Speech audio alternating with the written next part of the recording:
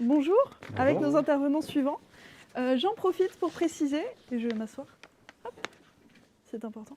J'en profite pour préciser, si vous êtes à la maison et que vous sentez l'âme créatrice, n'hésitez pas ou créative, je ne sais pas comment on dit, n'hésitez pas à dessiner pendant l'émission si vous avez envie. Vous pouvez partager vos créations avec nous sur les réseaux sociaux, Twitter, Facebook, Instagram, avec le hashtag FDS2020. Et en taguant le compte de l'Université de Tours, on se fera un plaisir de repartager vos dessins. Donc merci à vous. N'hésitez pas aussi, il y a le jeu mystère, mais on en parlera plus tard. Enfin, l'objet mystère.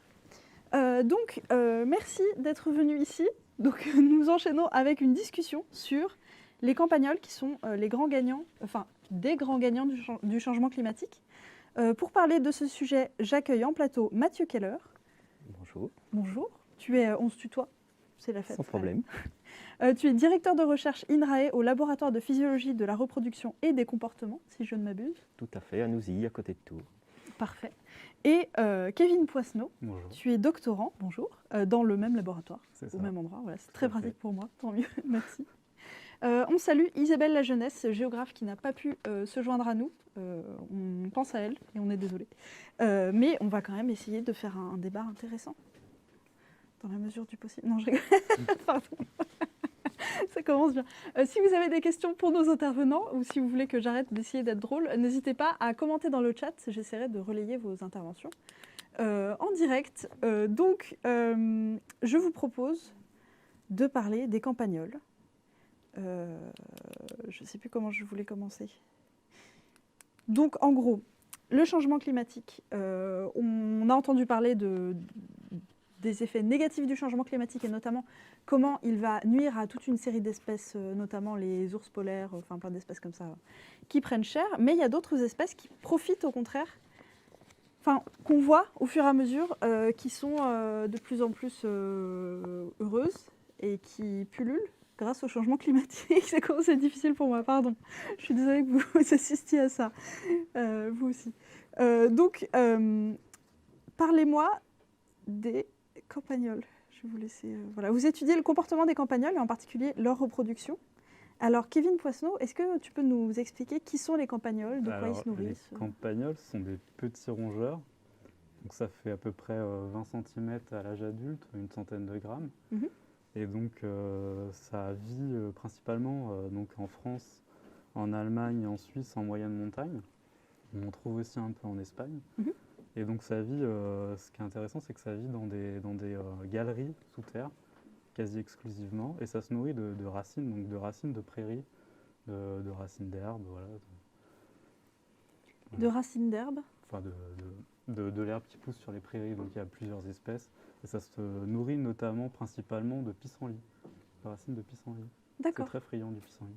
Donc en gros, ça creuse des galeries sous terre et ça se nourrit des... Ça vit quasiment exclusivement en galerie sous terre. Ça peut creuser jusqu'à 80 mètres de galerie pour un couple. Si ça vit en couple, c'est monogame. Et donc ça creuse des galeries donc dans les prairies. Et ça sont ça leur nid, voilà. Ça peut faire des réserves aussi alimentaires dans ces galeries-là. D'accord. Donc tu étudies les campagnols en laboratoire et sur le terrain? Alors on étudie, donc on a étudié effectivement comment on a étudié leur physiologie de la reproduction donc sur le terrain. Donc c'est effectivement quelles sont les régulations qui ont lieu pendant l'année sur la physiologie de ces campagnols-là, et donc ce que ça pouvait induire sur leur reproduction. Et puis donc en animalerie, c'est principalement plutôt, on étudie plutôt comment ils communiquent entre eux, donc de manière olfactive. D'accord. Voilà. Très bien. Et alors, qu'est-ce que tu as découvert, la grande découverte de ta thèse? La grande découverte, alors je ne sais pas si... non, on a principalement, donc, au début de ma thèse, on a identifié donc, des composés qui sont présents donc, dans les urines. Et ces animaux ont aussi des glandes sur le côté, donc sur leur flanc, qui produisent des espèces de substances un peu huileuses. Et dedans, donc, il y a des composés olfactifs. Et donc, donc en collaboration avec une équipe à Lille, on a identifié des composés olfactifs qui étaient présents dans les urines et dans ces glandes. Et donc, on étudie effectivement quel est par rapport à ces composés, donc si effectivement ils sont bien attractifs pour soit le partenaire sexuel, soit si ça sert de communication sociale, voilà, c'est un peu tout ce qui nous intéresse. D'accord. Et ces glandes-là, elles servent à quoi à la base? Et bah alors, Pour la communication. a priori, oui, c'est décrit comme servant principalement à la communication chez des espèces qui ont des glandes aussi similaires. C'est ce qui est reporté, oui, c'est des indices de territorialité, de communication entre individus de sexes différents, voilà. Pour l'instant, c'est pas... Chez le campagnol, nous, on est en train d'étudier ça. D'accord. Et tu nous disais donc qu'il y avait enfin, quand on préparait ça, que tu as observé une augmentation du taux de reproduction. Enfin, vous avez observé, pardon. Alors, c'est pas une augmentation du taux de reproduction, C'est c'est pas qu'on a une reproduction qui varie au cours de l'année. Donc, c'est des animaux qui étaient déjà décrits avec une reproduction, donc qui était principalement au printemps, au début de l'été, et puis après qui chutait un peu et qui disparaissait quasiment en hiver. Mhm. Et donc, on a voulu, nous, caractériser cette reproduction. Donc là, on peut voir effectivement... Quelle est cette belle image? Alors ça, ce Dis-nous sont des tout. testicules de campagnol. Donc on peut voir des testicules... Alors c'est récupéré sur des animaux adultes qui font sensiblement le même poids. Et donc on peut voir effectivement qu'il y a des fortes régulations donc, de l'axe endocrinien qui contrôle la reproduction. Et donc on peut voir effectivement une décroissance de la taille des testicules parce que en fait, ce qui va se passer, c'est qu'il va y avoir quasiment plus de spermatozoïdes dans ces testicules-là en janvier et une réaugmentation en juin. Voilà. D'accord. Et ça montre? Et ça montre en fait qu'effectivement il y a des fortes régulations donc, sur l'axe endocrinien qui contrôle la reproduction donc, chez le campagnol terrestre. Et ça montre aussi donc, du coup que cette saisonnalité, donc, ce qui était observé, c'est dû à des facteurs qui sont vraiment intrinsèques au campagnol. Donc des facteurs hormonaux en Oui, l'occurrence. c'est ça. D'accord. Et qui sont gérés possiblement par des facteurs environnementaux. D'accord. Et là, au fur et à mesure des années, est-ce que vous avez observé une différence Alors, ce qui est décrit dans la littérature, c'est que ces animaux-là, en fait, pullulent. Donc, ça veut dire qu'on va passer sur des parcelles de quelques individus à l'hectare à plusieurs centaines d'individus à l'hectare. C'est énorme. C'est énorme, ça fait des ravages. C'est vraiment la dernière parcelle où on était, nous, on pouvait se tordre la cheville parce qu'on a le sol qui se dérobe effectivement sous les pieds. Oui. Et donc ça, c'est des phénomènes un peu méconnus. Mhm. Mais ce qui tend à se passer, c'est effectivement les pullulations. Donc ces phases de pullulation durent généralement 1 ou 2 ans. Et après, ça se calme pendant 2-3 ans. Mhm. Et donc ça tend à se rapprocher entre les pics de pullulation. D'accord. Et comment ça se fait ça? Est-ce qu'on a une idée? Pour l'instant, on n'a pas vraiment d'idée. Alors ça peut vraiment... Voilà, pour l'instant, c'est vraiment des pistes à l'étude. On n'a pas vraiment d'idée sur pourquoi ça se rapproche. Vous n'avez pas Et des même hypothèses pourquoi les animaux pullulent comme ça. C'est probablement multifactoriel. Il n'y a pas une explication unique. Il y a plusieurs hypothèses. Il y a une hypothèse peut-être sur le réchauffement climatique, parce que, comme l'a dit Kevin, ces animaux ont une reproduction saisonnée, donc ils se reproduisent beaucoup au printemps, à l'été, puis l'hiver, c'est une période un peu inhibitrice pour la reproduction. Et donc on peut faire l'hypothèse assez logique qu'avec le réchauffement climatique, si les hivers sont plus doux, cette période d'arrêt de reproduction va être de plus en plus courte et donc la reproduction va être de plus en plus efficace. C'est une hypothèse. Après, il y a d'autres hypothèses un peu liées aux pratiques agricoles, c'est-à-dire que comme c'est des milieux de prairies où avec le remembrement, les agriculteurs ont été amenés à enlever les haies, à déboiser, ça a un effet double, ou ça peut avoir un effet double, qui est le premier, qui est quand on enlève les arbres, tout ça, on enlève les racines, qui sont un obstacle au creusement des galeries. Et puis en plus, les haies sont un refuge pour pas mal de prédateurs, donc finalement on enlève 2 freins à la reproduction des campagnols par ces pratiques agricoles. Donc c'est sûrement un mélange de tout ça, et puis il y a peut-être des facteurs aussi qu'on n'a pas encore identifiés et qu'on ne maîtrise pas. D'accord. Tu as parlé de remembrement? Oui. C'est quoi? C'est le regroupement des parcelles en fait agricoles. D'accord. Elles étaient, avant les années 60, elles étaient souvent très éparpillées. Mhm. Donc à un moment donné, on a proposé aux agriculteurs effectivement de rapprocher leurs parcelles et puis de faire des parcelles plus grandes. Donc il y a eu un enlèvement des haies, Voilà, ça donnait vraiment des parcelles de beaucoup plus grande taille et ça facilite effectivement la diffusion des campagnols à travers ces prairies.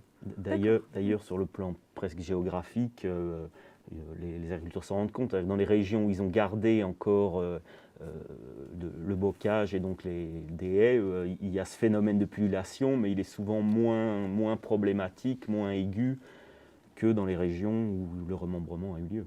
D'accord, très bien. Donc quand je disais en introduction que le campagnol profite du changement climatique, c'est beaucoup plus hypothétique que ce que j'ai annoncé en fait. Alors, Nous, de notre point de vue, oui, c'est-à-dire D'accord. que le réchauffement climatique, comment dire, il se produit depuis un certain nombre d'années et les études sur cette espèce-là, elles sont assez récentes, donc on n'a pas vraiment de données, on a des corrélations, quoi, voilà, on n'a pas de preuves expérimentales de ça. Donc, Oui, d'accord. on a quand même une observation en Espagne, donc on a des sous-espèces locales. Mhm. Et ce qui est observé en Espagne, c'est donc au nord de l'Espagne, dans la région de Cantabria, je crois, c'est ça. Il y a une sous-espèce locale qui a tendance à effectivement se reproduire plus parce que le climat est plus clément. Donc ça peut effectivement être une piste quand même sur la possible impact du changement climatique sur les campagnes. D'accord. Et l'espèce que vous étudiez en particulier, elle s'appelle comment? Je me souviens plus. Alors nous, c'est Arvicola terrestris. Mhm. Donc c'est vraiment le campagnol terrestre. Qui se trouve, vous l'étudiez où en Nous, on particulier? l'étudie dans le Massif central en particulier, D'accord. dans le Puy-de-Dôme. mais ceci dit, il y a plusieurs espèces de campagnols, parce que finalement un campagnol pour les gens c'est une souris des champs, mais ça regroupe une diversité d'espèces, mais il y a plusieurs espèces chez lesquelles ce phénomène de pullulation existe. D'accord, ok. Et quand on voyait les champs complètement retournés, comme on a vu tout à l'heure, quel impact ça a sur l'écosystème local? Alors sur l'écosystème local, c'est plus en fait des impacts financiers directs sur les exploitations agricoles. D'accord. Puisque par exemple, là, je pense que la parcelle qu'on a vue, ce qui se passe, c'est qu'au lieu de. Il perd à peu près 60% de sa production en herbe. Mhm. Donc c'est de l'herbe qu'il ne peut pas utiliser l'hiver pour nourrir son bétail. Donc il est obligé d'acheter en plus du fourrage. Mm. Donc ça a un impact économique assez important, quoi. Oui, ça doit diminuer la qualité du sol, j'imagine. Ça diminue aussi la qualité du sol, puisque c'est surtout de l'herbe ramassée, parce que ça alourdit quand il fait ses ballots. Mm. Vous avez de la terre qui se met dedans et c'est pas top. Ouais. Et puis ça a un impact aussi sur la composition botanique des prairies, parce que comme le disait Kevin tout à l'heure, ces animaux se nourrissent par exemple beaucoup de racines de pissenlit, donc il y a un impact sur la composition donc, des prairies, et puis sur d'autres espèces qui vivent un peu dans ces prairies aussi. Par exemple, quand il y a des pullulations de campagnols, les campagnols prennent un peu la place des taupes, par exemple. Ça, c'est bien documenté. Donc il y a un effet fort sur l'activité humaine, mais aussi sur les espèces qui vivent déjà dans ces écosystèmes. D'accord. Et à quel moment ils ont commencé à pulluler comme ça? À quel moment on l'a remarqué? Alors, à quel moment on a vraiment remarqué? C'est vraiment au moment où il y a eu ce changement de pratique agricole, donc fin des années 60, début des années 70, je crois. D'accord. Donc vraiment, on a commencé effectivement à faire des parcelles vraiment très grandes pour pouvoir effectivement utiliser de plus en plus d'outils mécanisés et faciliter le travail des agriculteurs. Donc c'est là où en fait, on s'est rendu compte qu'effectivement, pour des espèces invasives comme ça, c'était très facile de se déplacer sur des grandes distances, et puis finalement on se retrouve avec des plateaux entiers envahis de campagnols. Tu as dit espèce invasive, c'est une espèce invasive? Oui, je pense qu'on peut la considérer comme espèce invasive, étant donné que, invasive. Pas au sens où elle a été Oui. importée d'ailleurs. C'est ça. Oui, d'accord. Qu'on soit, mais C'est c'est une espèce qui pullule et qui, voilà, envahissante. Je pense qu'il y a un terme Envahissante, oui, voilà, plus précis. Ça marche. Et est-ce qu'on peut imaginer que ça puisse s'auto-réguler tout seul ou comment ça marche? Alors ça s'autorégule tout seul d'une certaine manière, puisque comme l'a dit Kevin, c'est pullulation pluriannuelle. Il y a un moment où le système s'emballe et où la démographie augmente, et puis il y a un moment où ça s'arrête. Alors on pourrait se dire assez logiquement ça s'arrête, sûrement parce qu'il n'y a plus assez à manger dans la prairie. C'est une possibilité, mais visiblement c'est pas si simple que ça, et on ne comprend pas complètement ce qui se passe. C'est quelque chose qu'on est en train d'étudier avec des collègues. C'est-à-dire que les animaux qu'on capture sur des parcelles qui sont visiblement en déclin, où les effectifs baissent, les animaux ne sont pas forcément en mauvaise forme. Donc ce n'est pas forcément un problème d'alimentation. On pourrait faire des hypothèses aussi sur le fait que les animaux deviennent peut-être plus sensibles aux maladies ou qu'il y a un stress social. En fait, on ne sait pas très bien. On ne sait pas très bien pourquoi à un moment ça s'arrête et les populations chutent. Là aussi, il y a sûrement plusieurs facteurs à l'œuvre et les démêler, c'est quelque chose à laquelle il va falloir s'attaquer, mais c'est pas forcément si simple que ça à étudier. D'accord. Est-ce qu'ils ont des prédateurs naturels, ces rongeurs? Oui. Alors, oui, vas-y. Oui. Ils ont effectivement, les renards sont des prédateurs naturels de ces rongeurs, et aussi tout ce qui est rapace, donc tout ce qui est milan dans le Puy-de-Dôme sont des prédateurs pour ces rongeurs. D'accord. Et du coup, ils ne profitent pas de la prolifération des rongeurs Si, ils profitent de la prolifération de ces rongeurs-là, mais il y en a tellement en fait Ouais. que c'est vraiment... C'est open bar. C'est vraiment ça. Et puis, peut-être j'anticipe un peu, mais évidemment, face à ces pullulations, il y a un certain nombre de stratégies de régulation qui ont été mises en œuvre, notamment avec le développement de rodenticides, donc de molécules, de poisons, qui visent à les détruire, au moins à les contrôler dans la mesure du possible. Le problème, c'est qu'on s'est vite rendu compte que le remède n'était pas forcément miraculeux, voire peut-être pire que le mal. C'est-à-dire que c'est des molécules qui ont une rémanence assez forte dans l'environnement. Et donc, quand les campagnols sont empoisonnés, assez vite, ils ne vont pas bien et ils sont sûrement attaqués par les prédateurs un peu plus facilement, mais du coup, les prédateurs s'empoisonnent aussi. Et donc, finalement, ça a un effet aussi sur la faune non cible, et donc un effet un peu en cascade. Et donc, voilà, en voulant éradiquer le campagnol, on éradique aussi un peu les prédateurs. Donc, c'est un peu le serpent qui se mord la queue. Ouais, ça remonte la chaîne alimentaire et c'est terrible. D'accord. Et vous avez d'autres pistes, enfin vous ou d'autres gens, pour réguler ces populations de campagnols? Alors nous justement, on étudie la piste donc, de la communication intra-espèce, donc avec les Ça tombe bien. phéromones, Oui. c'est ça. Et donc effectivement, c'est le... Donc on étudie donc effectivement ces composés pour voir s'il y a effectivement un phénomène d'attraction potentielle. Donc si on pourrait peut-être imaginer utiliser ces composés pour faciliter effectivement la régulation des populations. D'accord. Et ces composés qui sont donc... c'est un rapport avec les glandes dont tu Oui, nous as parlé au début? oui, c'est ça. Ils sont en partie produits par ces glandes-là, en partie dans les urines aussi. Mhm. Et donc effectivement, nous, donc en laboratoire, on essaye de discriminer quels sont les composés qui vont pouvoir attirer effectivement les campagnols plus facilement. Ok. Et vous en avez trouvé des composés? Oui, on a comme trouvé ça? des composés. Actuellement, on a 9 composés qu'on teste effectivement pour voir s'il y a bien une attraction chez cet animal. D'accord. Et vous les testez comment alors? Raconte-moi. Alors on les teste On a des vidéos normalement de Ouais, démonstration? on a des vidéos. Donc là, la vidéo qui est affichée, c'est un dispositif Qui étaient affichés? qui était affiché, ouais, c'est pareil. C'est un dispositif qui nous permet d'observer les campagnols directement dans la prairie. Donc on va faire un trou, on va mettre ça en dérivation d'une galerie. Et avec une caméra infrarouge, on peut regarder ce qui se passe donc dans la boîte et on peut tester. Donc là, c'était un test de préférence alimentaire.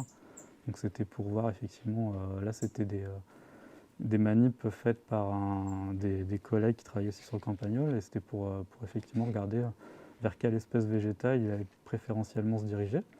Là, ce qu'on voit, c'est un test, donc, un test en Y.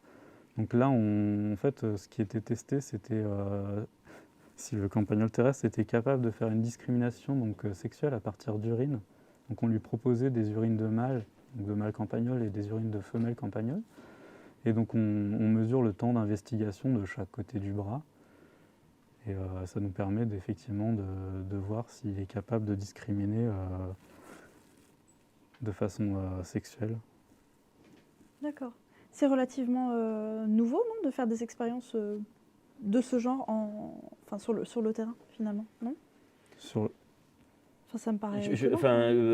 c'est pas forcément si nouveau que ça. Je pense qu'il y a pas mal de chercheurs qui font des études de terrain Après, ça présente, comment dire, des avantages et des limites par rapport à ce qu'on fait en laboratoire. C'est-à-dire que des avantages, c'est qu'on est plus proche de la biologie de l'animal et de ses vraies conditions de vie.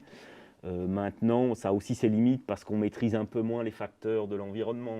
C'est-à-dire que quand on va faire nos tests, des fois il pleut, des fois il fait froid, des fois il fait chaud. Enfin, on a moins la maîtrise que les tests qu'on peut faire en laboratoire où tout est beaucoup plus régulé. Mais après, ce n'est pas une approche si nouvelle que ça. C'est au contraire des approches assez complémentaires finalement. D'accord. Et donc vous faites les deux effectivement en laboratoire et On fait les deux, effectivement. On a fait en laboratoire et on fait sur le terrain. Ouais. D'accord. Très bien. Est-ce que vous avez des questions dans le chat tant qu'on y est? Alors, Ozone-sama, qui revient sur ce dont on parlait un peu plus tôt. Est-ce qu'il faut, à votre avis, renforcer la protection des oiseaux prédateurs des rongeurs en France? En France. Alors, je vais peut-être répondre indirectement à la question.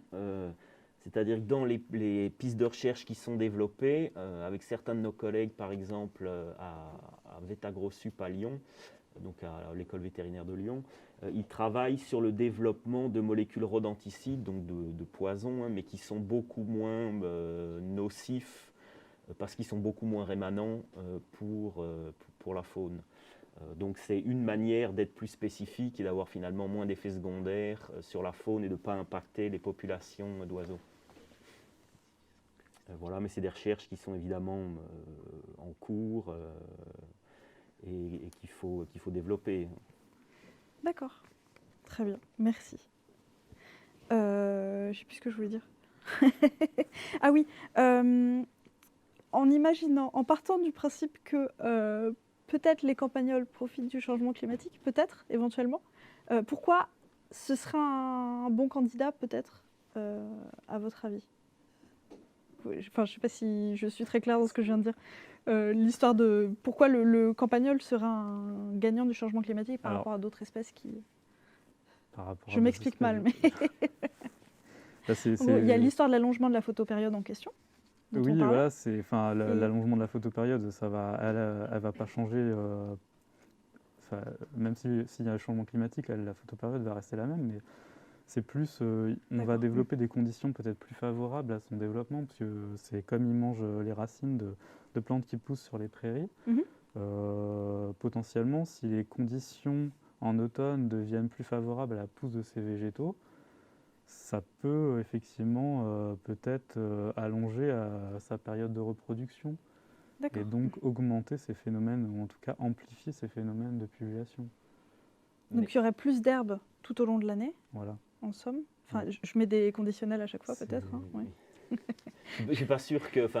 Après, tout est une question d'ampleur, je pense. Enfin, dans le réchauffement climatique, de quelle ampleur on lui donne. Je pense que peut-être à court terme, ça peut être un bénéfice pour cette espèce-là. Déjà à court terme, on voit que c'est un bénéfice peut-être pour l'animal, mais pas forcément pour l'écosystème, parce que si lui est gagnant, ça veut dire qu'il y a sûrement des perdants autour, et on en a évoqué quelques-uns.